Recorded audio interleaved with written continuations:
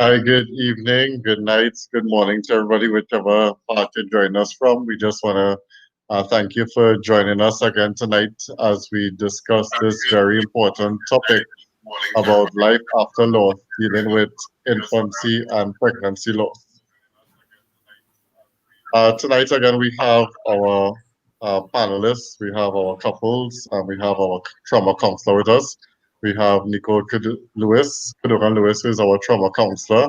We have Warren and Nakisha Service. We have Garnet and Tanessa Lawrence joining us another night, where it is we can have this very candid and open discussion about this particular topic. For those of you all who may be joining us for the first time, just to give, just want to ask the couple just to give just a 1 minute recap of, if possible, just in terms of, at what stage you would have had their loss, and then just we're gonna begin to deal with we're gonna deal with the other matters at hand. So I want to ask the Lawrences just to give a quick summary.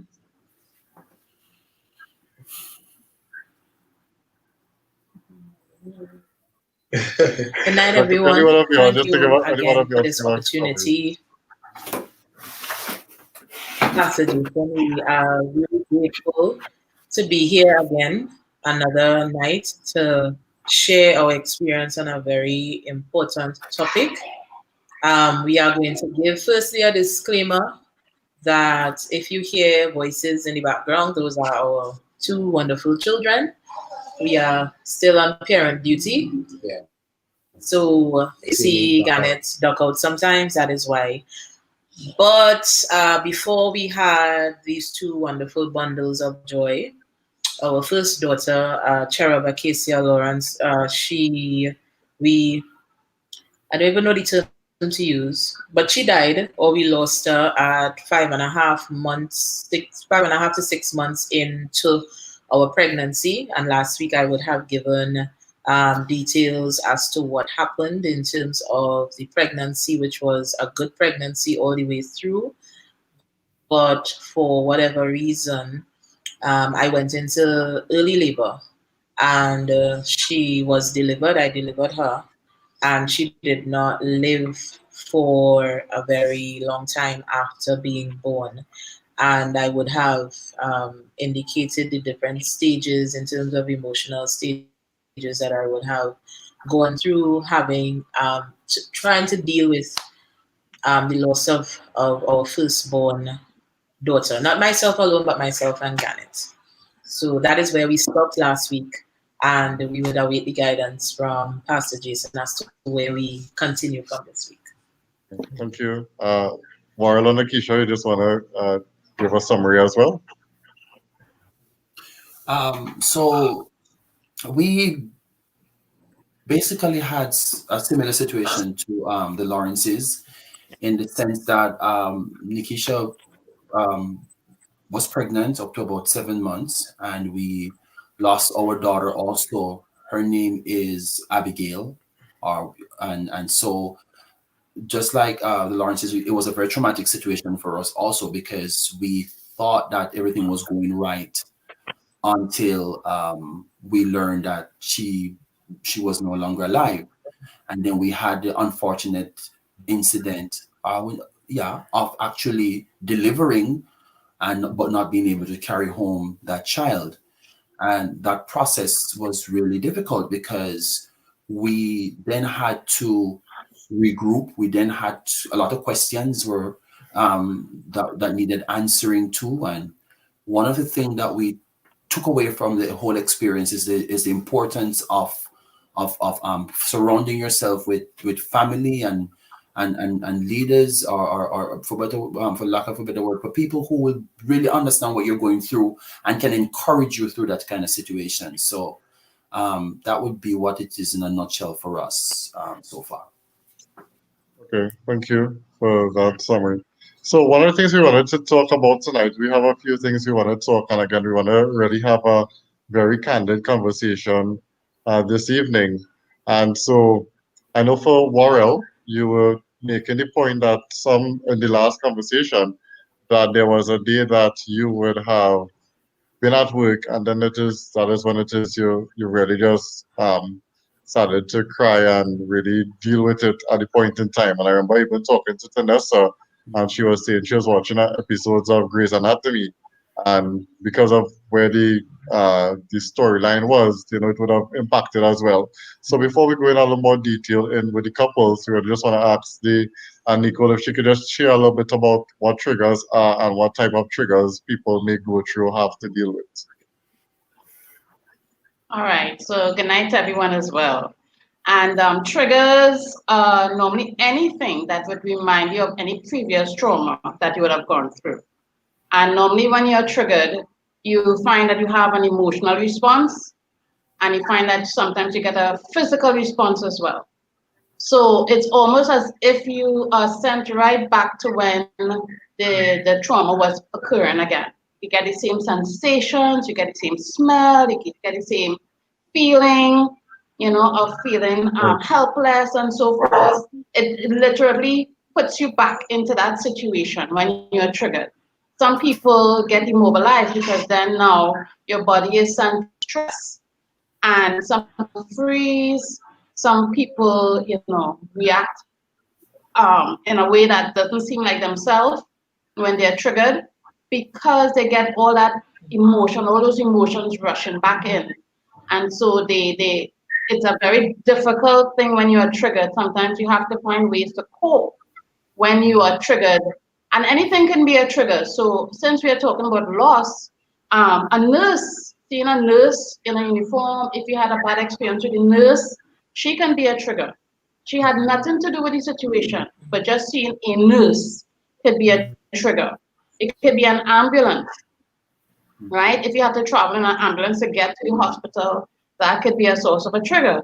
It could be a baby, you know, and especially if as the years go by, you could see a baby at a particular age, and you say, you know, if my child was alive, it would have been this age by now, you know, and that could send you back as well. That could be a trigger for you to all the emotional responses from back in that time, you know. So anything can really be a trigger. Even words that people say can trigger somebody back into the emotions. Yeah. So anything at all could be a trigger that brings out that emotional or physical response within us. Yeah. All right, Warren and Nikisha, could you all share some of the triggers that you may have dealt with? I would go. I remember last week Tanessa was saying that she went somewhere, and because that person did not know, she had a miscarriage, or not a miscarriage, but a miscarriage. And the person said, "So what kind of baby you had?" You know? And sometimes people really don't, because the person haven't seen you for a long time, and of course, you know, you have to give birth at some point. And I smiled because I'm like, wow, you know.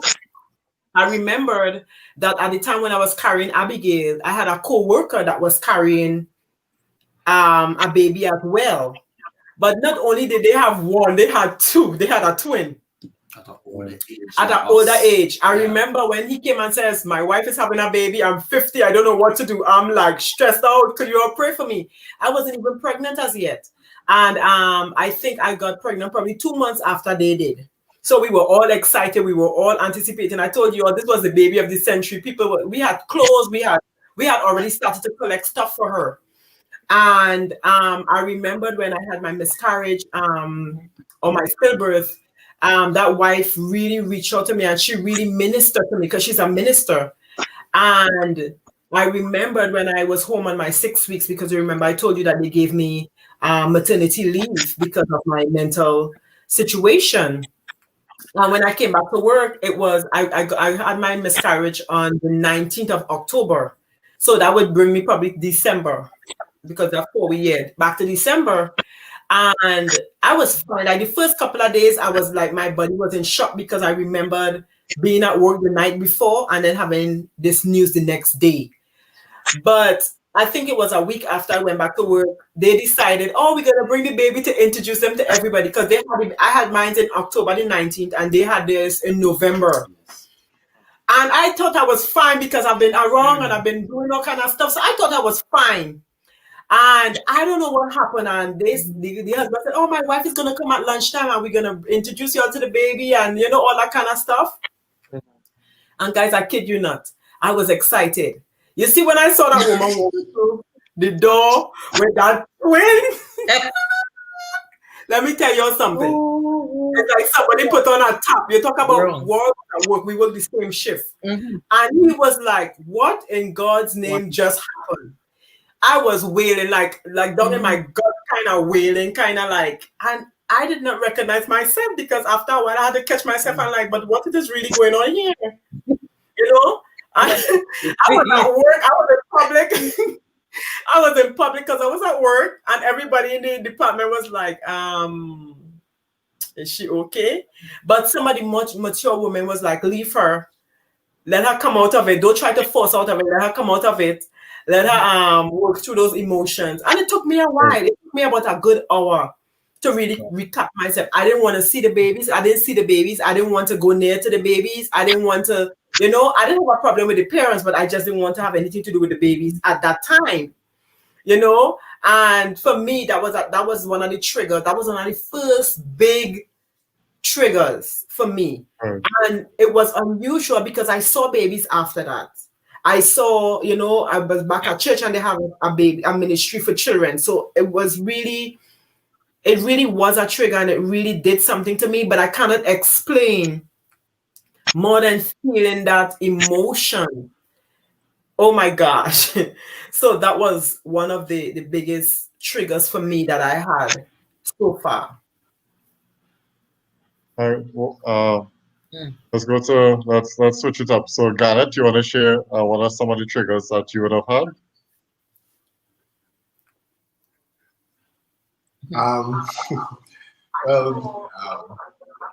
Like tell my wife, I am built slightly different. I am not triggered easily. I cannot say I have had a trigger that has set me off and set me down. I have had moments, and for me as a teacher, there were moments when you look at your children in school and you hear them complaining about their parents and their family and what's happening with their father and their mother. And then I used to get angry because I would be like, I would not have done this with you if you were my child. Mm-hmm. I would have been doing differently if I were your father. And how it is that you can have a child and do a child this. I remember even recently, we used to carry the children, still do carry them to the park. And one of my classmates from Bishop, she came. But when we were having Cherub, she was in the same Lamaze class as we were. She came like, "Hey, go and sit 1, 2, where the third one is, where the next one is." And both of us just stopped. And she said, "Okay, don't worry." And she just moved on. She left. She moved away. No further conversation. And we continued. I mean, I had the moment, but we just continued like, okay, fine, cool. Moving on from this. But like I said, I am built differently. So I mean, this is the scary part. I probably haven't had that in terms of complete trigger, like kind of story, and hopefully it wouldn't come. Because I ain't for that bullet. I ain't for that. But that has been my experience. Okay. And the thing is about trigger, Pastor Jason, is that sometimes it doesn't have to be too outwardly demonstrated. Okay. But sometimes it happens and you take a deep breath and you process on the inside. So there's not always that outward manifestation when you are triggered, but it just makes you stop and think, okay, this made me pause for a thought, and make me recognize that, okay, something is going on here. I acknowledge it, and then I'll move on. And then I could talk about it later on maybe, but not all the time, it's like you're going to curl up in a fetal position when you're triggered. It's just that things happen and it calls your attention, right? And it sends you back to think about that time. It just reminds you of the trauma that you would have gone through. So you would have gone through, Garnet, some triggers, but it's just that you process the event different. You process the feeling differently, which is okay because we are all different. We all process things differently, and that's fine. Great. So for those who may just be joining us for a while, we just want to encourage you to share the live with other persons so that they can benefit from this conversation. And we're gonna ask you all if anybody has any questions. You can type them in the comments and have an opportunity to ask those questions. So we want to go to Worrell at this time to share what some of his triggers may have been. Thank you, Pastor Jason. Dr. Lewis, I want to thank you for actually bringing Not doctor yet. Really clear it. I received the prophecy in Jesus' name. But Mrs. Lewis, okay. Thank you for bringing some clarity about the way how the triggers actually are manifested, because like Mr. Lawrence, I too didn't have any outward manifestation of what our wives had experienced. And I think one of the reasons for that, though, is I think it's a maternal association with them. That's just my opinion. However, I remember one of the issues I was having after we lost our child. Of course, we were very active on social media, and I would see a lot of people celebrating their kids, their newborn. And I remember one day, I don't remember if I articulated it to Nikisha, but I remember saying to God, wow, you know, how wonderful it would have been to hear a baby crying inside this house. Mm-hmm. And I know God heard that question, and trust me, he did answer, not once, but twice. Yeah. And I'm going to tell you the honest truth. I don't think there's any real, you could talk till the cows come home. There's no serious or real preparation for being a parent. You just, you get training, you read and stuff, but there is some personal association to your experience that nobody else, can really, they can relate, but it's different. And so after having our two girls, I want to believe that the Lord has really healed me of that particular situation. Recently, maybe about a week or two ago, Nikisha went and because we got a little box with some of the clothing that they had given the baby and stuff like that. They almost looked like doll clothes. And she had washed them and had them in the bathroom. I'm not sure why, but it kind of, I wouldn't say trigger, but I was a little annoyed that she would have washed them and put them there. I was like, okay, why are we doing this? I was very careful that I didn't say too much because I understand that not just that if mama ain't happy, nobody's happy. I didn't want to poke the bear. I think I've, matriculated to now to a point where I understand, listen, can a woman sees from the child they bear? However the outcome is, there is an attachment, there's a closeness, there's something that it is inexplicable, even with the articulation that is going forth right now. That personal connection to the baby and the situation. It's if you've never been there, you wouldn't really understand. And even though I'm the husband and it's close to home, like Garnet said, I process it differently. I give God thanks once again for community because there were people that I could talk to. But I can't remember a moment when I was like having that physical response like what Nikisha or Mrs. Lawrence had. So I just want to put that out there. Okay. Tanessa? Mm-hmm. Well, I had several triggers. And, the earth and I told Garnet, we came from dirt, and I don't know what it was with the floor, but I connected with the floor many times in many places in many circumstances because of the triggers. So I remember when I came home from the hospital, I was at home lying. The first trigger I remember, I was at home lying down, and somebody else in the street that I was living in, I don't know, either somebody came to visit or somebody, but there was a newborn baby. And I heard the cries of the baby. And it was only when I was in the middle of the road that Garnet said, "Where you going?" And I said, the baby crying, and I hearing the baby crying, and he had to bring me back. I don't know where I was going. I don't know what I was going to do, but I just know I heard the baby crying, and it was kind of like an out of body experience for me. I got up and I just went, and he was the one that had to kind of bring me back to myself and be like, "Where are you going?" So I said, "Where are you going?" And I was watching him like, "Where me by where I'm going?" The baby crying. In my mind, my baby is crying, and I have to get up and go to. And you know, after having Soraya and Judah, there is something about a newborn baby's cry. You could be in the deepest of sleep as a newborn, as a mother of a newborn child. You utter, I don't know, you get up, you hear the sound, you hear the cry, and you just move.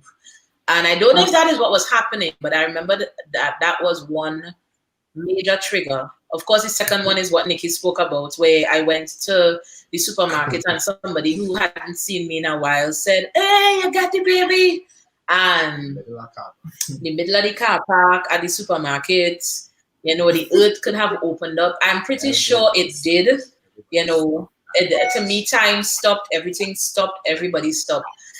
But the worst trigger, as I said, I've had several. A lot of my triggers came as a result of things that was said. So words are very important to me. Right. I remember words. Words is something that I have to always pray and ask God for deliverance. So words are very important. So I may not necessarily remember what you did, but I would remember what you said. And unfortunately, a lot of the very terrible things that was said to me, well, I wouldn't preempt where we're going, but things like, "You are not a mother," or things like, "Hurry up and make another child," or things like that picture. So I had, unlike Nikki and her husband, in our jurisdiction, I wasn't given a box of things. So I wish I had a box of clothes that I could wash. I mean, I understand you, Nikki. I would be washing, hanging up, ironing, holding it, smell it. You know? I am, you know. The only thing I have is a picture, and I remember somebody said to me, "It's about time you delete that picture." Things like that is what caused me to go back many, many times when I thought, as Nikki said, when I thought that I was okay and I was fine, and I would take the leap of faith and venture back into society. Something like that would have been said, and it would have sent me back months. It would have sent me back, you know, I would really go back into that place. As I said last week, I was in maybe I was depressed for longer, but the period of time that I know for me that I went through depression was after the baby died up until December of that year, which was a 6-month period. So in the following year, that would send me back. And finally, one of the things, or one of the comments that was made, unlike Nikki, I did not get pregnant again until more than a year later. So I had to deal with comments in relation to my fertility. I had to deal with comments in relation to speculations as to whether or not perchance, you know, she damaged her womb because she chowe. I had to deal with comments in relation to, you know, and this is Tobago lingo, Garnet by cutting bag. So remember last week I mentioned he wasn't supposed to get married to me, right? And I didn't say that. I was trying to be. I wasn't saying that because I was trying to start something. I was saying that because he wasn't supposed to get married to me, right? So the first child that he make die, and then it take more than a year to get pregnant again. So you see why he wasn't supposed to get married to her, because but I want to come back because we're supposed to go into that section next. Those were my triggers. Okay, so because we're actually going into that section next in terms of some of the insensitive things that you'd have had to deal with. But I want to ask Nicole, I know this may not be along the line of trauma totally, but you know, long time you used to say sticks and stones may break your bones, but words can't do a thing. So tell us a little bit about words and things that people say, and what is your take on it, and we'll continue from there. Now, I agree with Tunisia that the words are very important. Words are very important. And in our setting, people will come across as insensitive. But I believe a lot of the insensitivity is fueled by lack of knowledge and lack of understanding. And compassion right? too. And lack of compassion. Yeah. But I think more lack of knowledge and understanding because sometimes people say things out of their own pain. Sometimes people say things out of their own history. Yeah. Sometimes people say things because they don't know what to say. Yeah. Right? And we have a problem being silent. People are very uncomfortable with silence sometimes. Right? And so it is a lack of knowledge, and lack of knowledge not only in the church but in people in general, right? Sometimes people would say, sometimes we have to understand that when people don't know what to say, they say insensitive stuff. Yeah. When you teach people what to say, that words have power, and that when you say a word, it becomes that thought. And it goes into the person's brain, and somebody really thinks on those words, and then it becomes behaviors. And that you really need to stop and think before you speak, because you can positively or negatively influence a person with the words that you say. Then people would start to make changes. You know, sometimes we let's not even talk about what we're talking about right now. Sometimes even with our children, we have to sometimes practice a lot of self-control and regulate ourselves. So we don't call our children by certain names. And that's a very hard thing, especially in the Trinidad and Tobago culture. Oh, yeah. Because I'm telling people, boy, you're somebody or what? Right? And we don't realize that those words can really impact an individual. So when you tell somebody, you know, at least you could have another child, try and have another child. That does, it's like you're totally disregarding the person's feeling what they're going through, and you're telling them you need to move on and stop sticking on the thing. Time to move on, you know, and that is where the insensitivity parent. It might sound real insensitive, but really it's a lack of knowledge, and there's a lot of teaching that needs to be had on this topic, on how to speak, on words and the impact of words. You know, and then they have to put it into practice. So we need to train our congregations, train people how to speak, what to say. And if you really, you know, that old time thing, if you really don't know what to say, Don't say nothing. Don't say anything. You know, don't say anything. You know, I was actually mulling on that scripture recently. Be slow to speak, quick to listen. And I was thinking, we really need to, including me, we need to practice it a little more, because sometimes we really just, you know, we kind of just go off our head knowledge. We just hear something that we want to respond, and we really need to take the time to assess. Yeah, take the time to assess and to respond. But as we're talking about triggers and going into insensitive people, I mean, Tanessa started the conversation there. But there's two things that was mentioned last week, and one was mentioned when we had the conversation before we had the live. Tanessa, you were saying that 6 months after you actually got, and I mean, to people who are listening, to me this was really tough, because you got a call 6 months after, I believe it was, from the morgue to tell you all to come and identify the baby, and then Garnet had to go in, and of course he didn't even get a chance to see the baby. And so just share a little bit about the experience, and of course it's a trigger, but it's also, you talk about the insensitivity of the person who was speaking to you.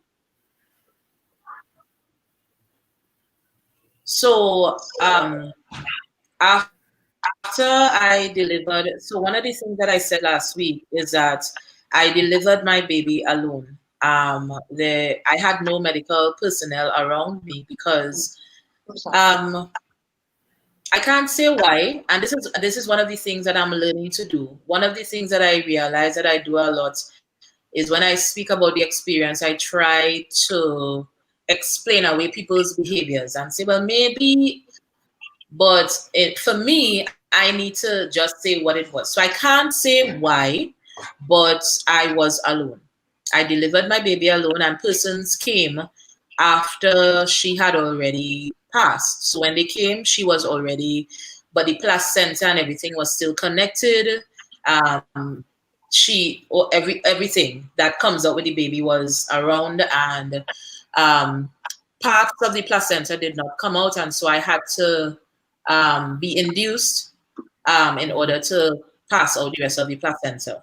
Now, when the baby came, because of the position that I was in terms of things were still connected to me, I could not necessarily move.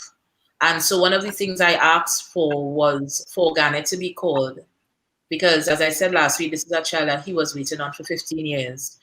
And the last time he came, she was alive, she was well, and she was in the belly, and now and I wanted him to get an opportunity to meet her and whatnot. I was told that the policy that we have is that, as a matter of fact, let me not try to smoothen it. I was told, nah, that can't stay here. That is what I was told. That can't stay here. Wow. So I said, but my husband, he's right there. He's 5 minutes away. I know that the policy is that men allowed on the ward after a certain time. Can he just come in, see her, and leave? No. That can't stay here. And then forms were pushed to me. So you have to sign these over because that had to burn. I said, but so I can't bury her. No. That had to burn. So the forms were pushed. And honestly, I did not have the fight in me. That is one of the things that I have serious regrets about because, of course, well, you all know my profession. I fight for people all the time. But this was the one time for me to fight on behalf of my child, and I didn't. But honestly, I really just couldn't fight. So I did sign the forms, and I was under the impression that it meant that she now became medical waste and she would go to the incinerator. That is what I was told. That this had to burn, right? So imagine my shock and horror when 6 months after being depressed and not going to work, my first day back out to work, after being home for 6 months, I received a telephone call. And I answered professionally, hello, and I hear, you is Tanessa Lawrence? Hi, yes. How may I help you? Tanessa Lawrence, right? Yes. Good morning. How may I help you? And you lose a baby about 6 months or so ago? So of course, knees start to buckle because it's ready to connect with the earth, and I'm in the office. So I'm like, silence. So I said, who am I speaking with? It's Tanessa Lawrence, right? Yes. Who am I speaking with? Person long and short says they're calling from the morgue and they need to verify if it's me who lose a baby 6 months ago. So I said, yes. Well, it's here.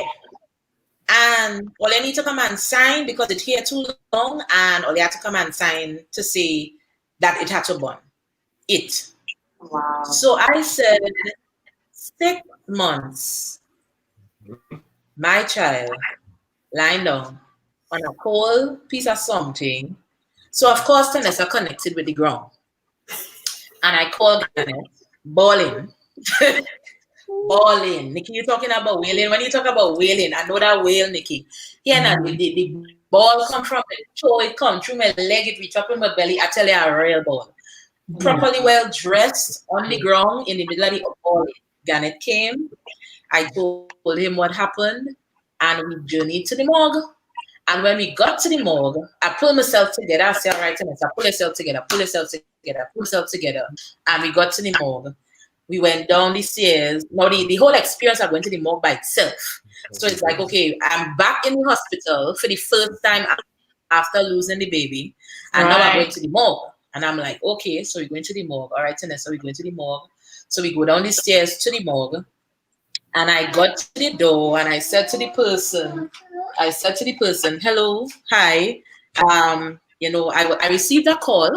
My name is Tanessa Lawrence, and I'm here. And she said, oh yeah, you all have to come and sign the papers for the baby. And then she said, who is this, daddy? That was my trigger.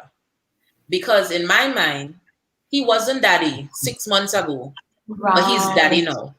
Right. He's daddy now, but he wasn't daddy 6 months ago. Who is this daddy? So of course I connected with the earth again. Bawling. In the hospital anymore, bawling. And I telling her, I said, he wasn't daddy then, but he's daddy now, he wasn't daddy then, but he's daddy now. That's all I remember saying. So the lady said, oh God.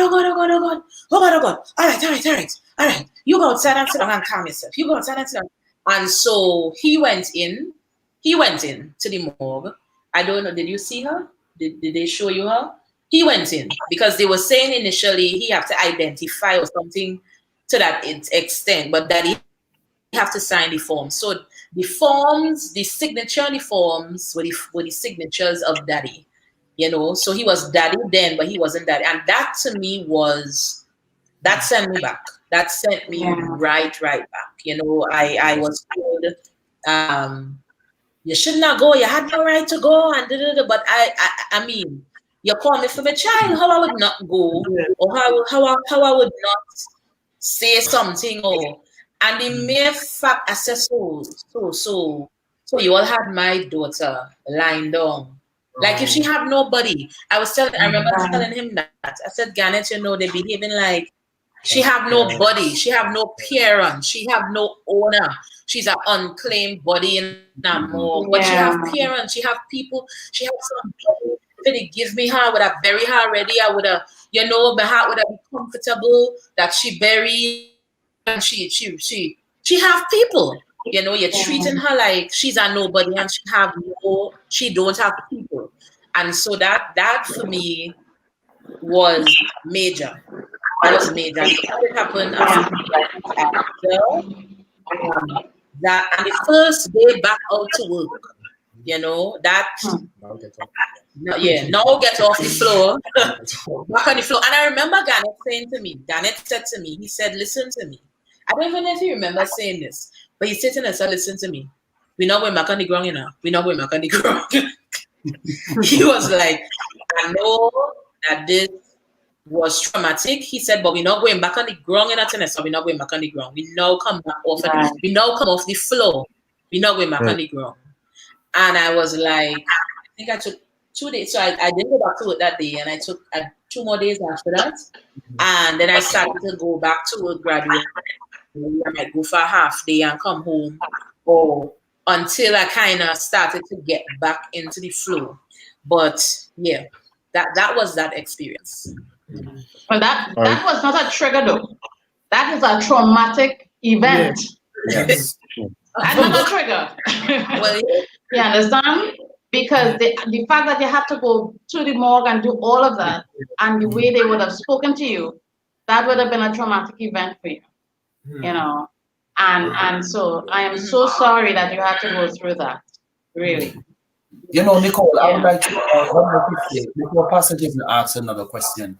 You know, it's part of what I'm hearing right again. It seems to be an issue that is happening across the world when it comes on to customer care and health care and all of these kind of stuff. I think sometimes we can be so removed that word compassion can be so removed, and so you know, because the morgue attendant, I'm sure she might not be aware of what Tanessa had gone through previously or what's going on. Right. Which how that was handled, you know, the questions, and once again, it seems that it's not only us as believers that need some amount of training and compassion. It seems like people just need to, especially folks that are actually in the service industry. Man, we really have to take it to another level, because I understand that we have moments. Everybody sometimes somewhere have a moment when that we might not be having the best of day, but you just never know what people are going through. That just ma'am, sir, and a little smile can really go a long way. But hats off to you, Vanessa, you really got above the floor and you have not gone down there since. Praise God for that. We hope so. We hope so. And the thing is, sometimes with so just quickly address the workers. Sometimes some of these nurses and doctors or whoever medical personnel, we don't know somebody's stress they are under, right? Sometimes when you see death all the time, and you don't deal with it, right? Sometimes they experience exhaustion. Sometimes they experience compassion fatigue. You understand? And so it may come across as if they're not very sensitive, or they just seem to be harsh and, really separate from what is going on. But that is their own coping with their own stress and their own situation. Now, I'm not saying that's an excuse. But sometimes these are the things that happen. And unless you really deal with these things that come up on your job, the hazards of your job, then you will always be you will not treat with your patients and the people you come into contact in a good way, because you're going through your stress and you're fatigued and you're not, you're just not handling things. But I think it goes back to what you were saying as well, in terms of there has to be a whole culture change and there has to be training done, because up to this earlier today I was speaking to somebody and I was explaining to them, we experienced a loss, and so I was talking to somebody and nothing, they were just like, oh well, if it is you do this, you're gonna have to wait 2 weeks instead. And I was like, did you not just hear what I said? Why does this happen? And they just brushed it straight past. I was like, well, I spoke to another representative tonight. They was like, well, we're sorry for your loss, whatever. I was like, this is so refreshing, because again, it has to be a whole training in terms of dealing with these kind of things, because people don't realize, as I say, in terms of the words and the things that are said, could really be insensitive, and it could, I think it really comes back to, as what I was saying, it depends, doesn't matter what industry it is, but it has to be some level of training for people to learn how to deal with person. We assume people know how to speak to people, but really a lot of us don't know how to speak to people, We're really not sure what to say, what the right words to say, and so really that lack of knowledge and lack of understanding is critical. And once you get that in your side, you say, okay, clearly this person does not understand. And you don't take it personal. And that helps you process things better. And that's it. And that's it. At a point in time, I was not thinking about, exactly what you said there, Nicole, that the person probably didn't know what to say. But when I got pregnant with Soraya and I went through the system again, I met and was able to speak with one of the doctors who would have been a junior doctor. And what he said gave me a lot of perspective. And that is something I didn't have the capacity to consider it then, which is that they see this so often. Yes. And in that month alone, when he gave me some of the statistics in terms of in that month of July alone, the number of miscarriages or infant losses that they had, I wasn't unique. At the point in time, for me, this was my experience. And so it was like, oh my God, my world has just shattered. But I wasn't the first, I wasn't the second, I wasn't the third, I wasn't the fourth. And so by the time they got to me, it was as though, it was almost like a normalized type of something. And so the compassion that you may have for the first time, as compared to the 7th or the 8th time is different. And from a human perspective. So I think what therefore needs to happen is training in terms of being able to have that level of understanding and or compassion all the way through. And then as well, people process things differently. So one of the things one of the things for me after pregnancy loss is that I always felt like I was being extra. Even in terms of when I got around persons, that I was being extra, that I was being emotional, or you're being dramatic, you're always so dramatic, it's not that bad, or what it is that you're prolonging this thing for, just get over it type of thing. And so if it is that my reaction is different to the typical Tobagonian woman reaction in terms of, or the idea of what a Tobagonian woman is supposed to be. It's supposed to be strong all the time. You're supposed to be able to handle certain things and bear certain things and don't talk about it. We're only talking, and we're only telling everybody your business for. And so you have to carry on. So, you know, the cultural view as to how I am supposed to deal with this. And if now I am being extra or dramatic, then the compassion towards me is different because everybody else suffer in silence. And what makes you so special? And that is something that I had to deal with a lot. That is where the training has to come in. That is where the teaching has to come in, because the culture is you need to be strong, be quiet, and keep it to yourself. So when you do that, you suffer in silence. Yes. And so people's comments to you would be based on that. Well, why I went to this and I kept it quiet, and look at me, I good. And their advice to you would be based on their own way of handling their trauma, which may not be correct, which is not correct. Correct, You know? because they need to remember that everybody is different. And as you said earlier, everybody deals with it in different ways. Exactly. And we have to know, we have to allow her to grieve how she wants to grieve. Yeah. But I want to jump in here because before I left, because I was a little bit more conscious in the moment as to what had happened when we went to the morgue. When they told us to go and sit on outside, the morticians came out and they were upset. They were livid because what was happening was some intern was sitting down by a phone and just going through a list of names on a paper and just calling people and telling your baby there, you ting, come and start on the phone. And by the time Tanessa came, she was the fourth person for the day. And every person who came, they were on the floor the same way. And they were livid. They were like, who are these people making calls? Yes, she was the fourth. And like, they had a list of 20. A list of 20, and she was just, okay, this is a phone call I'm making. She did not think, okay, I'm calling to tell a woman that who has lost a baby, that this, she was just, okay, well, the name is Annette. Right, so Annette, you come and so on, so pick up, click. Yes, okay, Kevin, and that was the operation. And I think what they were complaining was that they began to look bad because they were like, you are putting us in a very untenable position. And I think that whole idea of training and awareness is so important.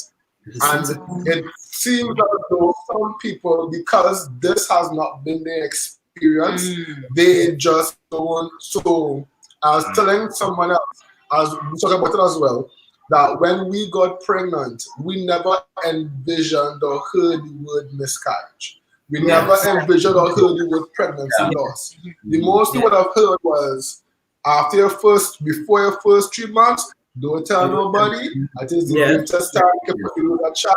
And then after 3 months pass, thing. So general public, unless we talk about it, what we're doing now, general public is, they don't know that people lose children at 6 months, or at 7 months, or at 8 months, or at 9 months, or at full term, or a month after. Then those experiences don't connect to them. And so when they deal with it, I'll tell a story, but not now.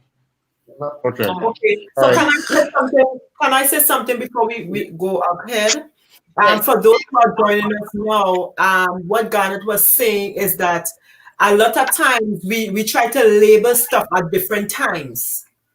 And one of the things I have to say to Garnet and Tanessa, if the baby was in your belly for 1 day, that you're still a mother to that child. It doesn't take that away from you. Right. So let me interject a second though. I want to interject on that point because it's something I wanted to raise a little later on. But I want to, as you started talking about, because I remember talking to Tanessa on the phone and I said, we were having a conversation. She was saying, well, once it is you start to have a baby, once it is you become pregnant, then it is you automatically become a mother. And I told her, for me, honestly speaking, and don't beat up the pastor, but for me, it's just that probably how it is you've been trained and how it is you grew up. And as we're saying, sometimes might really just be changing our mindset at the end of the day, because I was telling her, when we were having discussions, it was like, for me, you tend to grow up with thinking when somebody has a child, also in her case, where it is the child actually came out and was alive, child was alive for a bit, you know, we could say that, okay, well, yes, she's a mother who lost, but for other persons who may have lost earlier, you might think, well, they're not a mother. And I can tell you, for me, as I said, the mindset is kind of like, well, I may not consider, I be honest with you, I may not consider a mother, because the thinking is there had to be a child for you to be a mother. So continue, but I just want to put that there because some of us is just probably the thinking that we grew up with. That's where the thinking is. Yeah. So And after Nikki, I would interject on that No point, problem. Jason. No problem. Yeah. Go ahead, So, Nikki. so for me, I'm just kind of picking back off of what Garnet said, and so from day one, and to me, I believe even when I was a youth leader, I was doing some things to some of the youths that the parents wasn't doing. So to me, I don't think that they were my babies or they were my children, but I think mothering is an instinct. Mothering is something that God have put in a place inside of every woman, even if you have biological children or not. Right. So that's the point I would take it from. So for you to tell somebody who had a 6 months and a half baby that what you're doing here is not a mother, I think that's insensitive, number one. Yeah. And number two, as a church, for me, I was angry because I never knew that people had children lost until I lost. And I made it a mandate that I am going to formulate an initiative or something where I would educate people about this. I know it's a taboo and I know people don't want to talk about it, but I don't want to hear about it after I had a loss that you come and tell me, well, you know, I lost 3, you know, I lost 2, you know, I lost 1. And for me, that doesn't even make sense at that point, because what are you giving me this information for now? So that I could grieve with you, so that I could pity you? Why are you telling me this? So for me, I had to really say, God, you know what? I thank you for this situation. And I thank you that I came out of it, because you know why? A lot of people don't come out of this mentally. I mean, I was working in a ministry and people who call 25 years and they can't deal with the situation. I mean, that's extreme. But I'm telling you guys, it's happening. So we have people who are in the church dealing with stuff, hiding stuff because they don't want nobody what they're going through. They don't want nobody to know what they're going through. Sure. As you mentioned that, I remember one of the statistics, I can't remember it exactly, but they were saying most couples do not, the marriage or the relationship do not survive the loss of a child. Yeah. Yeah. 90%. 90% of married people who have children do not, they end up in divorce. 90%. That's a high percentage. Yeah. Because that's because too psychologically mental challenges are tabooed. So you don't really want people to think you're mad. you are not coping well, because they don't want anyone to think you're crazy. Yeah. Right? Because it's a taboo, there's still a taboo attached that oh, you're not handling this well. You must be crazy. Yeah. And the church and people, again, because of lack of knowledge, you know, people still see, you know, depression and some of these other mental illnesses as you mad, you crazy. I think it's because society has taught persons to really, I don't want to go too far on this, but society has taught people to deal with stuff for themselves. And you only go by a counselor, you go and talk to somebody when things actually going bad, rather than when it is things now start to try to deal with it and you can actually get help. Most people think, well, if I go by a counselor, people will think I have real problems. Yeah, especially men. Especially men, you know. I don't really appreciate that. Your stories? If you say so, I hope you have some statistics to back it up. I don't have any statistics to back it up, but they have, you know, again, it's a cultural thing. We do not Right. go to counselors. Yeah. We don't want people to perceive us as crazy or mad or not handling our stories very well. And that is Vanessa, unfortunate. right, Vanessa, you wanted to make a point? Yes, I was to make a point, and I'm holding Planet's spot to make a point as well. He just had to run out with one of the children. So one of the things after we had the conversation, and I really appreciate Pastor Jason's honesty as it relates to when does somebody become a mother. Now, I grew up in church, right? So all of the people around me are church people, predominantly. And I was having the discussion, and I was thinking it through. And very quickly, as a church, we argue, and I'm going into some ticklish waters here. But as a church, I feel like I we should go argue. before you done the place, you know. No. As a church, the question as to when a woman becomes a mother is really the question as to when does life start. Wow. Right? As a church, we argue heavily against abortion. Persons who are in favor of abortion say life doesn't start when the sperm hits the egg. Life starts or life begins when the baby is born. And then you come down to, months and X, Y, and Z inside of the woman. As a church, I grew up in church hearing that the reason why we are against abortion is because as soon as that sperm hits the egg and that fertilized egg implants itself into the womb, life begins. Yes. And so once life begins, God gives life, and therefore you cannot take life and you cannot have abortion. So how is it that life begins when the sperm hits the egg and implants in the womb, right? Which is sometimes 2 days, 3 days. Life begins, and it can't abort, and it is sin.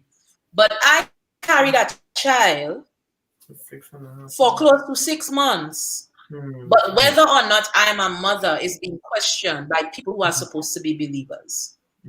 That to me, when I think about in preparation for this, was I think my major trigger. The hypocrisy that came out of the place that I was supposed to have comfort.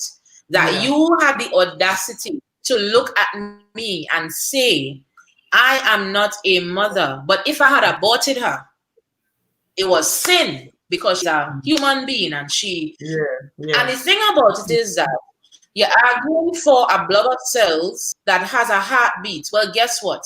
My daughter had 10 fingers, 10 toes, arms, legs, heart, lungs. She was fully formed.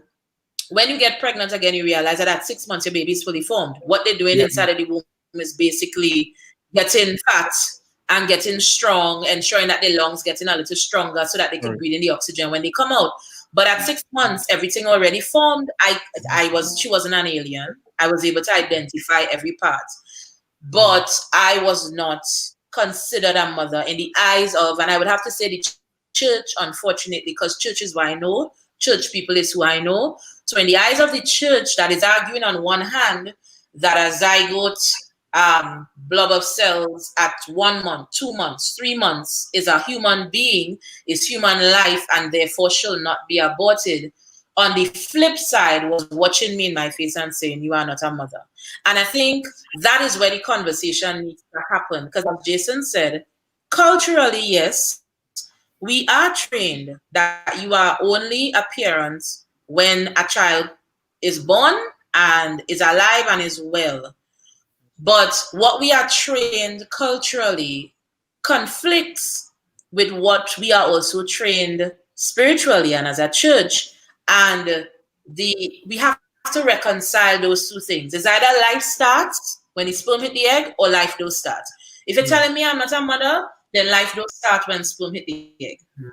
When from the church's perspective. But if you are arguing so heavily that is when life starts, then you can't have your cake and eat it too. It cannot go both ways. Yeah. Vanessa, I think for a long time in the church, because I grew up in the church too, I was talking to my mom about this topic, and she said in her 60 years in church, She never heard about what we are talking about tonight, Wow. right? And she's been in church for 60 years. There are just some topics that we just do not discuss in church. And some churches are progressive and have been starting the discussions, but it is, I can't say it's true across. I don't have statistics for that. But generally speaking, we do not touch a lot of these topics, right? And so that is why education is important, right? Education is important. And if we you know, like it depends on who's the pastor, Pastor Jason. You know, it's falling on you tonight. You know, sometimes the pastor has to take that initiative.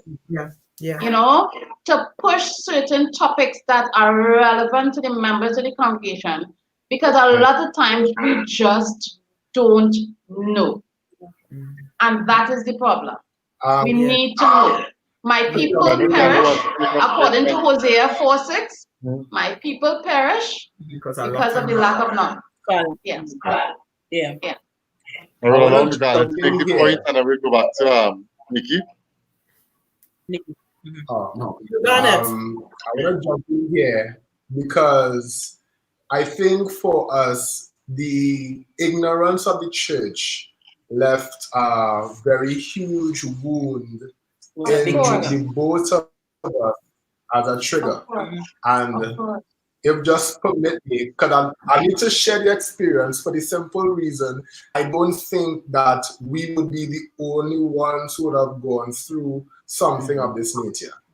So after we had lost a baby, the first Mother's Day, I told my wife, do not go. I told her, don't go. She said, okay, I'll listen to my husband and I wouldn't go. Then somebody hand-delivered an invitation for Mother's Day. I told her, don't go. She said, but they invite me. And the idea is in our church, if you invite somebody to a Mother's Day celebration, it's because you have acknowledged. And at that moment, we thought foolishly that there was some acknowledgement that she was a mother. Yeah. When we came to church, and the Mother's Day, and Nikki, you know how Mother's Day thing has been in our church. You know how big it has been in our church. Yeah. Usually the mothers are asked and invited to come to the front. They are carried forward by people. No one came for her. So I said, and then we sat down to the front, and someone turned and looked at her, to her face, and said, well, if, according as Pastor Jason said, if you didn't bring a child home, this is to her face on Mother's Day. In front of people. In front of people. Asked her, if you didn't bring a child home, then are you a mother? No, not then. You are not. Then you are not a mother. And from our understanding, there were things put aside with her name on it, and it was removed and given to somebody else. And that was another moment in which you almost put her back on the floor. Now, I'm saying this for the simple reason that ignorance can have long-lasting impacts on the individual. Of course. And how they view the church, and then how they view the God we're supposed to view. Yeah. And I'm saying this because it needs to be addressed for the simple purpose, how do you deal with it? Because the wounds will not go away. And that was the first Mother's Day that we ever had. So of course, you have now defined for us every Mother's Day that has come after.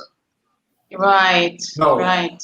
If it is we don't know how to deal with these things and these issues of grief in particular properly, what we end up doing is creating a circle of isolation where it is the people who are supposed to be your support, who are supposed to be your strength, people who you grew up with, who you loved, who you worship, who you sing, who you praise, who you went to Sunday school with.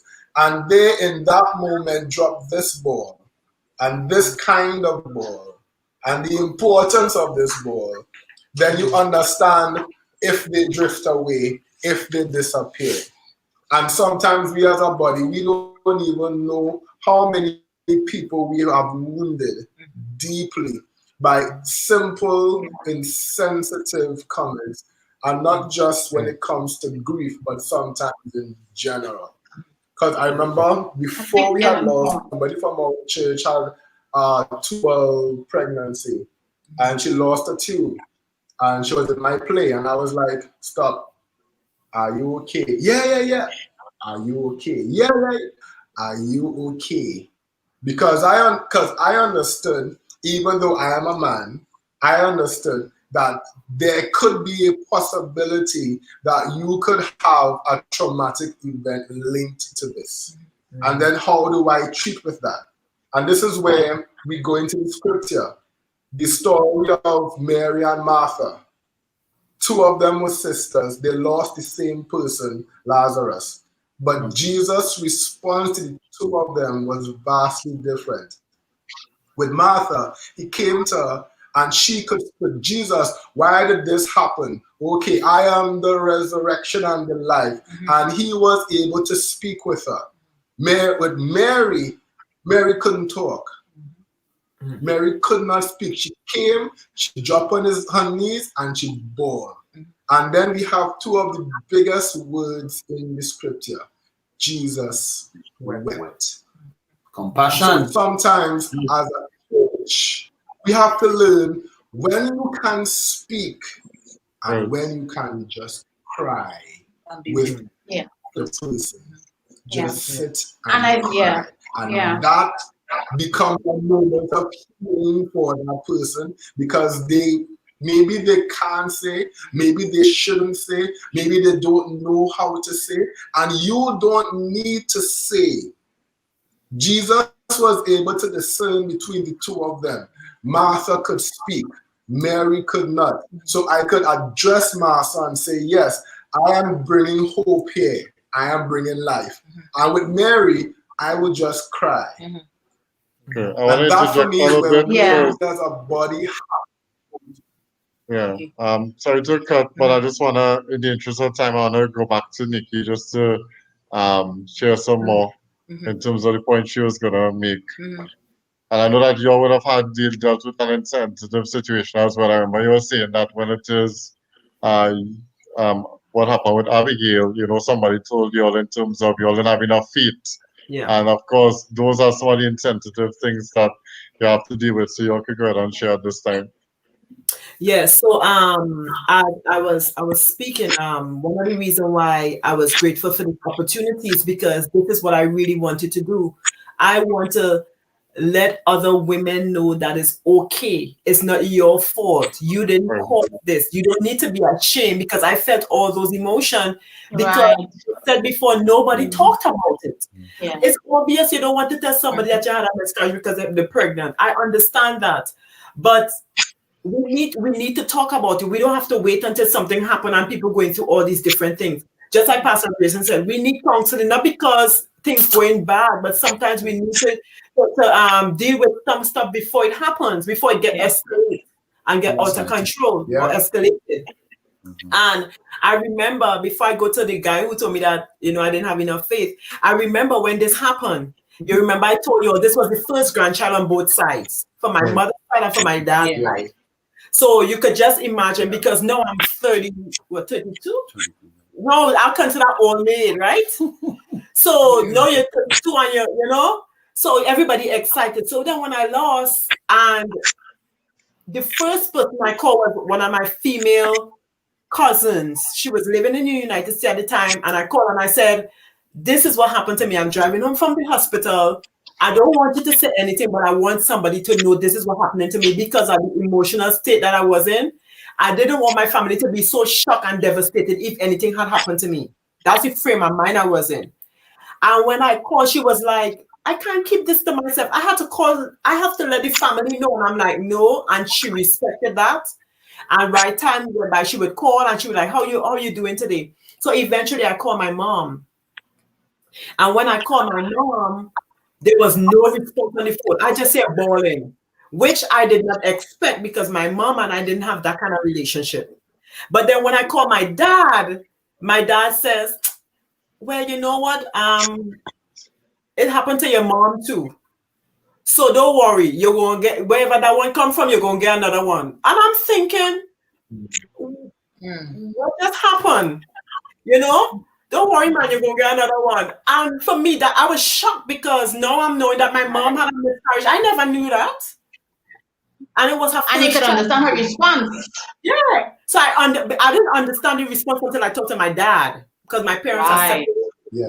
But then when he said that and I it connected and I'm like, so then Warren called home to tell his family his mom had passed 1 month after we got married. So now he's responding to this aunt who's like a mom to him.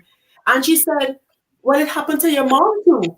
He never knew that. So we're looking at each other like, what is, like shocked, like, what is this? Like, so I said to him, I said, we're going to have some kind of initiative where we're going to talk about this because there's too many people after the situation from Right. church that came up to me and said, well, I lost 2, I lost 3, I lost 1, and I never really talked about it because it was young. It was like about 2 months old. Nobody didn't know, and I'm like, but it doesn't mean that it never happened, So for me, that wasn't a trigger, but it really helped me to start searching. So I started doing some research, and I found out so much information that it wasn't even, I didn't even know what to do with the information that I have. So I'm thankful that I have this platform. Yeah. And I know that people are being set free because they think, okay, well, I'm the only one. Okay, well, no, that's what the enemy like to do. He like to isolate people and make you feel you're the only one. Newsflash, you're not the only one. There's nothing new under the sun. And even with the responses of people, we were working in this ministry. And I really didn't have a lot of trigger after the weeping and wailing that night. I really didn't have any more triggers as drastic as that. But one day I was talking to this guy and I don't even know how to process this. And for me, because Warren took a lot of the blows for me, for want of a better word, he took a lot of people would go to him and say stuff to him, but he wouldn't say to me because he was taking that for me. I think Garnet touched on that last week. He was protecting me. But this day I was at work and we were now working on morning shift and night shift because of course. And this one guy came up to me, we are so sorry for your loss, but I think that if you had a little bit more faith, I don't think all they activated the faith. Listen. Trinidadian, listen. I'm like, listen, if you see me talking to you and all of a sudden I start smiling, I stop talking and start smiling, you better back up slowly. And I said, I have to go right now. And I exit stage left because I was like, he didn't just say that to me. And I went to my phone and I'm like, I don't know how to process this because I'm like, so no, that kind of threw me off because I'm like, oh my God, this is somebody who I looked up to and I think this was somebody who was mature. And they said this to me and I'm like, what is it? But and it really sent me back to a place where I started to second guess myself, like, okay, God, probably we didn't fight hard. I said, probably we didn't, But then I wanted to add here that sometimes we like to, in church, put on religious platitudes and stuff. Yes. Because it's a thing to do, it's a go-to phrases. Well, God will give you more than you can bear. All things work together. Worst one. Right? What does it even mean? What does it mean? And the What thing is does that it they just mean? come and confront Exactly. you with it.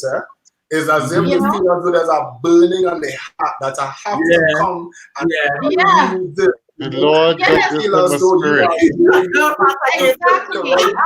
Exactly. And we need to stop doing that Because when we say certain things like that, God will give you more than you could bear. What we're saying is, what your experience was, stop to complaining, be quiet, Yes. Shut up and move on. because God will give you more than you can bear. Yes. And it totally invalidates the experience that you would have gone through. You know, so really, my encouragement to people listening is, don't use those platitudes on people. Don't use that. There's no place for that when people are hurting. And what does that mean? And that's a whole different thing for me, because I did a study on that. What does that mean? Yeah. Right? Or they will say something like, God knows why. He only takes the best. Yeah. Well, at this point in time, really, again, lack of knowledge. Lack of knowledge. And we say these religious things that are the things to say. And, I heard recently a minister saying, sometimes we just have to be present in the people's pain. Yes. You don't need to say anything. Yeah. We don't I need just to want say to say, anything. Garnet alluded to that last week in terms of your friend, even though they said stuff afterwards, at least in the first initial, they were just there.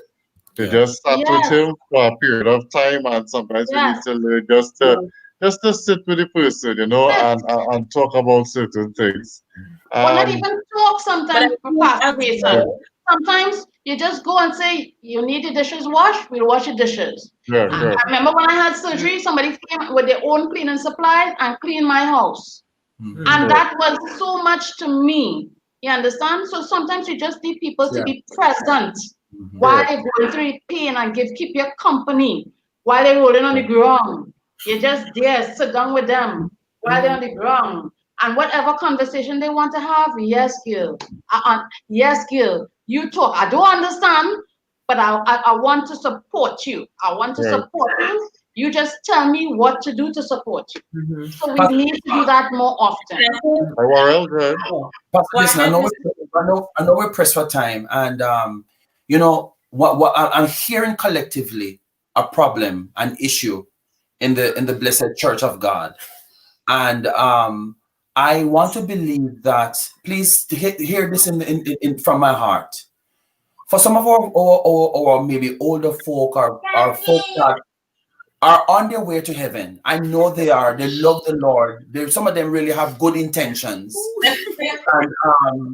and sometimes, as you said, Mrs. Lewis, it's just the inability to just say the right thing.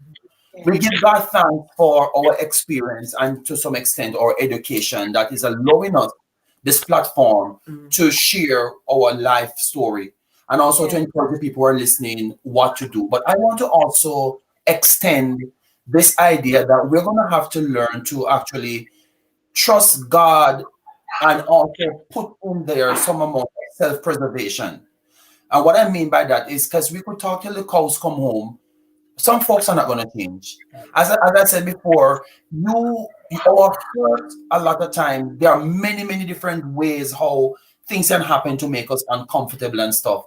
And when I hear what's happening here, I'm a Caribbean man too, and everything that is being said right here, I can identify because it's not just Germany to the Caribbean. You go everywhere and it's the same thing. I would just like to add to us that we have a real long road ahead in terms of educating. And in that process, we're going to experience some pushback. There are some folk who's going to say, boy, what you're trying to do, right? Yeah. One, and many other issues. But one of the things I want to really encourage us, and I know from this panel that we have, we are fortified. I can see it. And even with our experience and what has happened, it has built some strength in us and some resilience.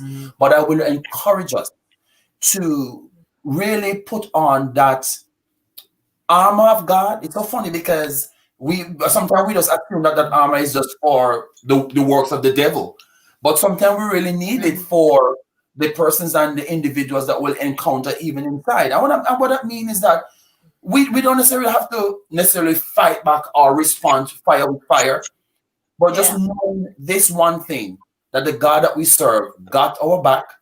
He will put the right people in our lives at the right time to tell us the right thing, right? And while others may speak from a place of lack of knowledge, but are not ill-intended, Yeah. we can kind of measure it through and say, okay, Daddy, what am I listening to here now? What am I hearing? I want to make sure that my response doesn't actually fuel any unnecessary fire. But I can say, you know what? This is what I'm dealing with. I know my responsibility is to push forward, especially for those who are younger than us and who are coming up who are going to have issues like this. I hope that we will be a catalyst or a place that they can find safe haven to really let them know that, listen, this is going to happen. You may experience this, you may hear this, but remember, you're not alone, and we want to let you know that there are people here who will undergird you and let you know that you're not alone. I just wanted to add that. Yeah. And that vulnerability that we can have to people is what will win people, because oftentimes people are not making themselves vulnerable. So then as young people, we grow up thinking A, really when it's B, and it's only when you're in this situation. Yes. And I think it's really important for us as adults to be vulnerable and be able to share these things so that young people can learn from it. And even if it's just you, the lone person crying in the wilderness, you know, you will make a difference. You will make a difference. You could change your little corner, and that will spread. That is the ripple in the pond. One drop is the ripple. So I agree with you. I really agree with you, Warren. Yeah, Thank you. And I also and for me, oh, sorry. Tennessee, you saying something? Go ahead.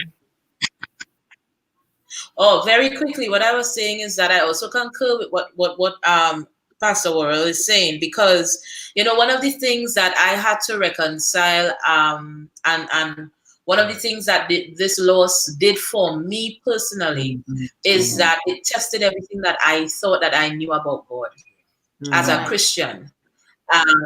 You know, as I said last week, I grew up in the church all of my life, and up until Cherub, I did not understand, even though I had read about it all the time, that good things or bad things could happen to good people. And, you know, it's interesting, even with Nikki's talking about faith and whatnot, because as soon as she said that, the first thing I thought about was Job, and the fact that such calamity came to Job, but it wasn't because he did anything or he lacked faith or he was a bad person.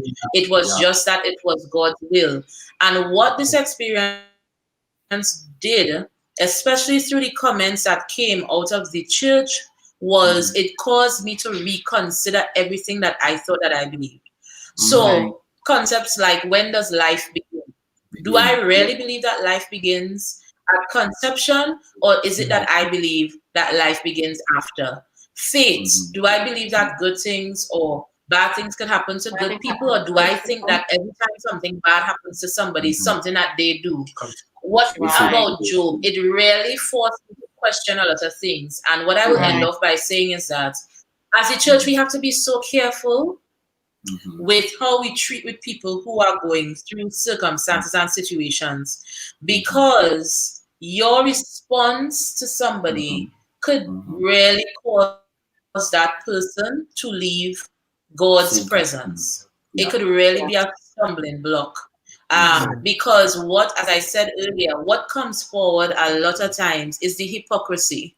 And as Nicole said, there are a lot of conversations that we don't have, but there are a lot of conversations that we don't have because it is convenient to us not to have it.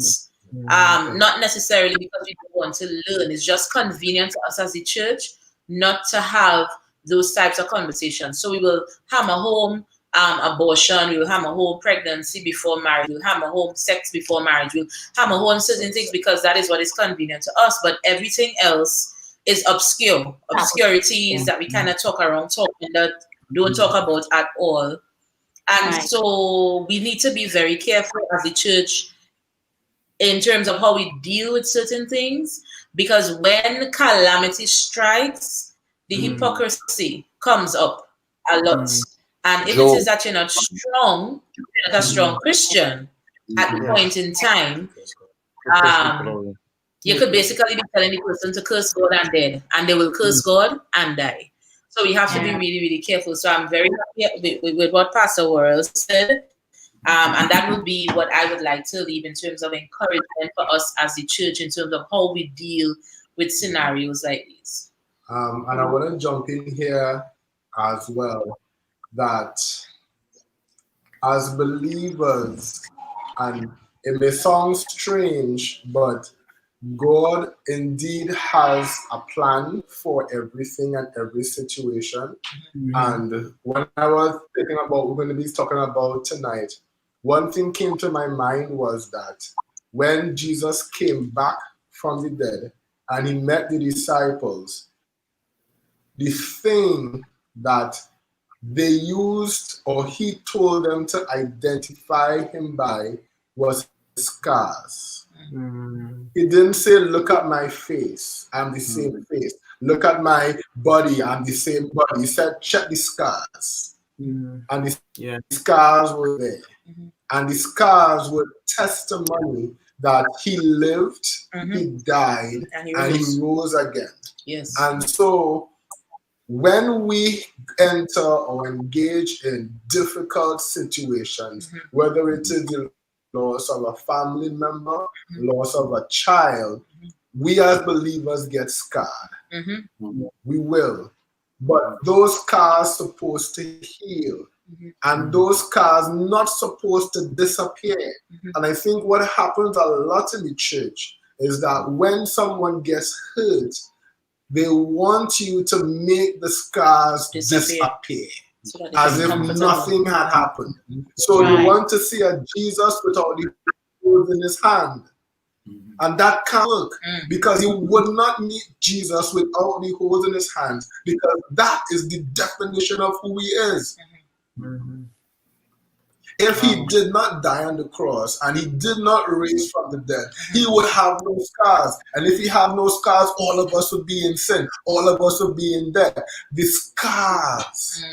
And we as a church, for some reason, we are afraid of the scars. We are afraid of showing the scars. And part of it may be because the scars are still open and they haven't healed. That's right. Because That's right. My scars are hurting me. I will not tell you, push your hand in it. Because it will hurt me if you push my hand. Exactly. But if I have healed, you can touch my scars and you can see, hey, he lived, he died, and he rose again. And so if you look at me, look at us and this situation, you can say, hey, we lost a child. So some part of us died. Not on the floor no more. Not on the floor no more. We have scars. No more flaws. No more flaws. And they won't go away. The scars are there. But we have been healed. Yes. And if God can heal me, I could heal you. you. Yes. And that part of the story is why we don't believe. Yes. Thanks for sharing. Yes. Nikki, I'm going to come back to you though. So I'm just going to ask Nicole to say her closing statements as well. And of course, this week we said we're going to finish with you guys in terms of anything that you all would like to share. So I'm going to come back to you guys to close out. Nicole? So I just want to remind us, sometimes you want to stay insensitive. Again, I want to just push that is a lack of knowledge, a lack of understanding. I mean, in Proverbs, we talk about knowledge and understanding all the time. And I really appreciate Garnett's talk about the scars, because we have to live with the scars. We really do. But we have to acknowledge that there are scars. And sometimes we do not acknowledge that hurt has taken place. And the not acknowledging the hurt cause even more hurt. Right? And so we have to teach people, we have to train people, we have to encourage people to get training. We have to, all these topics in church that we don't like to talk about, we need to speak to those topics so that the younger generation would say, you know what, I learned that already in church. I don't have to wait for somebody else to tell me about that. I learned that in church. As well. You understand? I learned about sex in church. I learned about this in church. So that when I go out there, you're not telling me anything new. You know? And it's important that the church teaches on these topics. So hopefully we would change, even if for the people who have viewed it, this caused a change in their own way of speaking and how they understand other people, then objectives would have been achieved. Yes. Yeah. All right, so Nikki and Warrell, the floor is yours. So last week after we finished the first session, I was telling Warrell, I said, when I was going through this situation, it was really hard. But I am honored. I said, I'm honored because I've been through this and I came out and now I'm stronger. And I attribute this to 3 P's. The first P is pain. Mm-hmm. When you're going through pain, just as Garnet said, you don't want nobody to touch your scars. That's right. But you know what you do? For me, I take that pain and I allow that pain to push me into my second P, which is my passion. Right. So you have to take that pain and turn it into something. You can't just do not allow your pain to make you become stagnant for 25 years and you can't function. That is unhealthy. Yeah.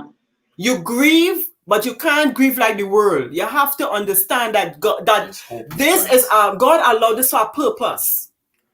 So what you have to do is say, okay, God, I understand this. I don't understand this. I'm going through this. What is this for? Because a lot of times God allows us to go through things. It's not for us. When God give us gifts and he give us talents, he doesn't want us to keep it. He wants us to give it away. So that passion, that pain is what I took and it pushed me into a passion. Now I went to school and I did Bible school and I did all these different things. I even went to culinary school and I didn't even understand why God allowed me to go through all of that.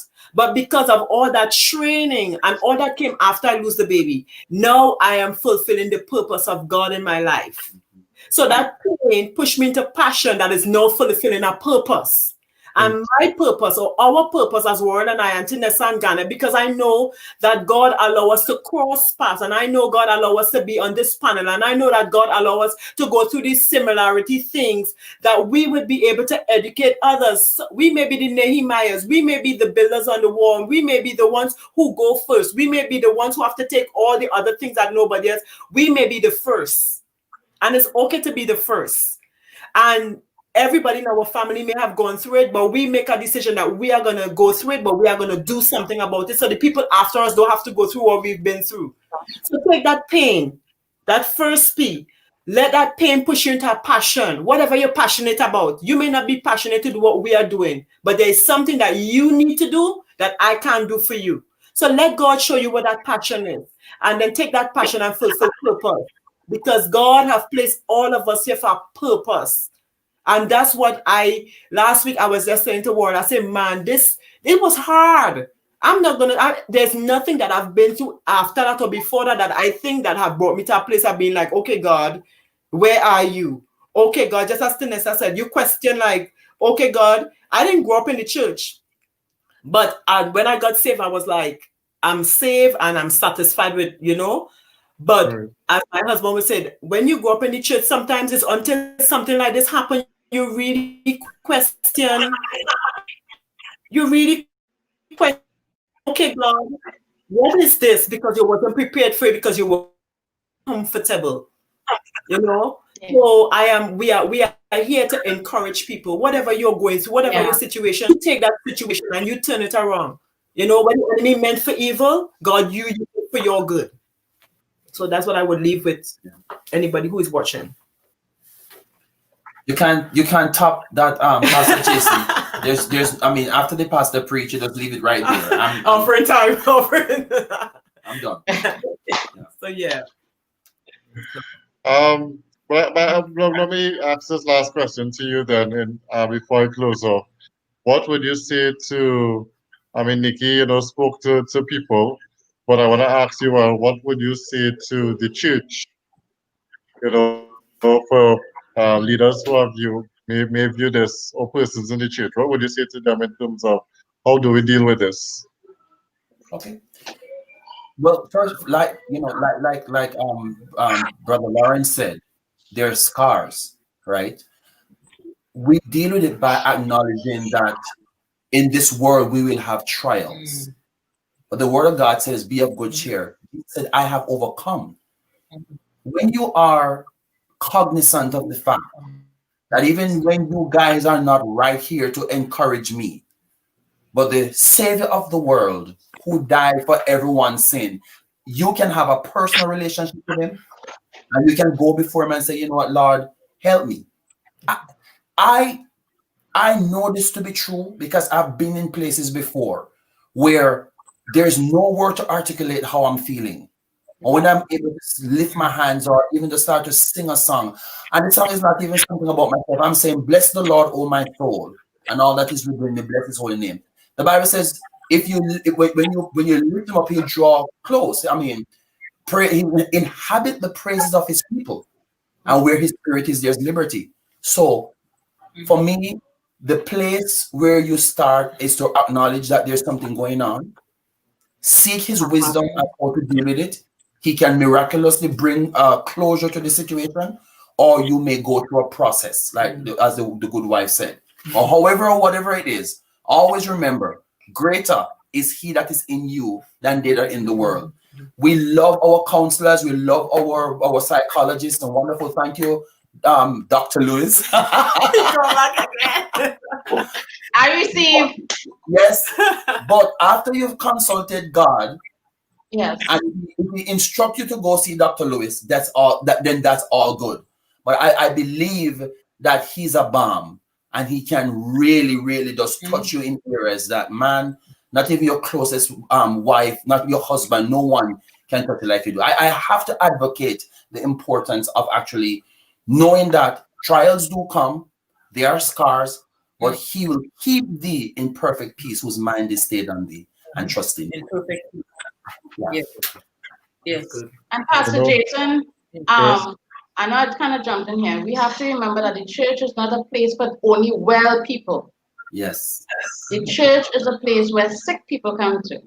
Yeah. You know, Right. sick in their emotions, sick in their spirit, you know, and we cannot just allow people just to come to church and feel that they're okay. We have to address not just the spiritual, but we have to address the emotional and the psychological. And Yes. Jesus is concerned about every area of our lives, Yes. not just the spiritual. That will make us one-sided. And so, as a church, we need to address these issues.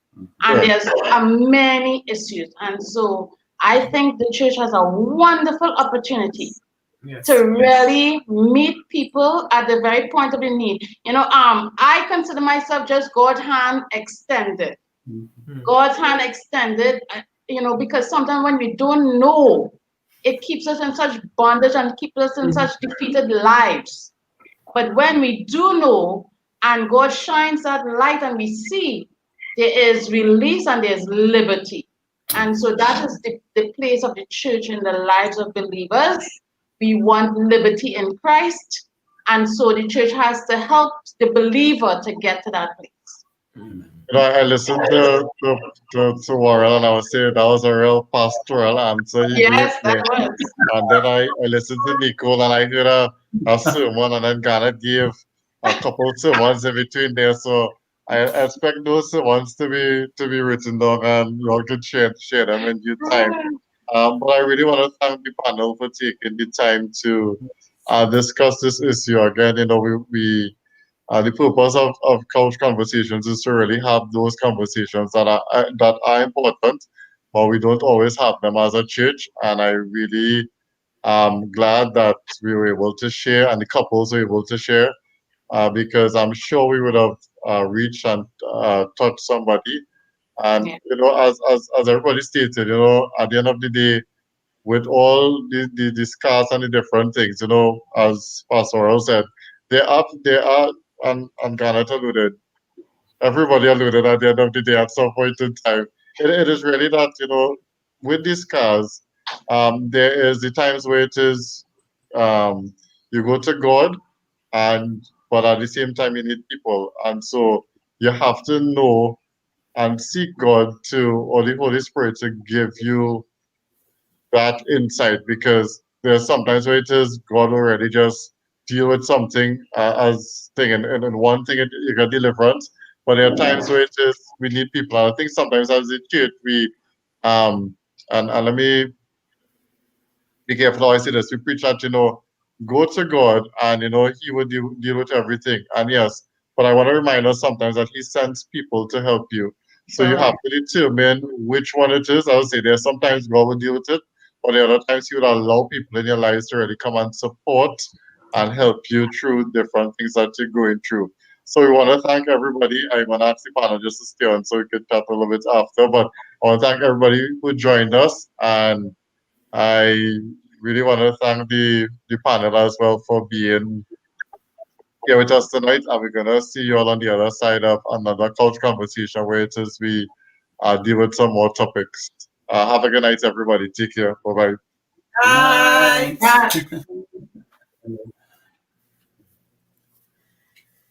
I shall return. Where you going?